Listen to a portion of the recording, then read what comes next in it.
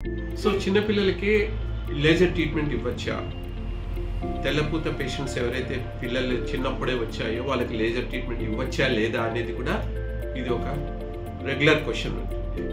చూడండి, about 2 years పిల్లలకి laser treatment ఇవ్వచ్చని guide line చెప్తున్నాయి.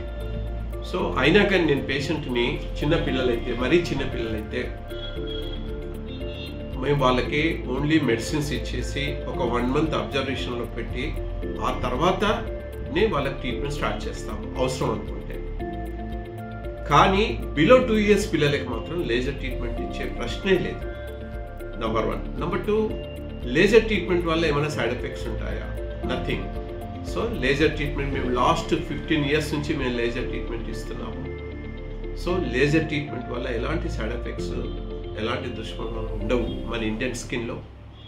సో లేజర్ ట్రీట్మెంట్ ఇవ్వగానే పింకిష్నెస్ వస్తుంది, 24 hours పింకిష్నెస్ వస్తుంది, వెళ్ళిపోతుంది. ఓకే, సో దీనివల్ల ఎలాంటి ప్రాబ్లం ఉండదు. అయినా కానీ లేజర్ ట్రీట్మెంట్ తీసుకున్న ఎవరికైతే ఫేస్, నెక్, హ్యాండ్స్ ఉంటుందో వాళ్ళకి సన్ స్క్రీనింగ్ లోషన్ రాసుకోమని మేము చెప్తుంటాము.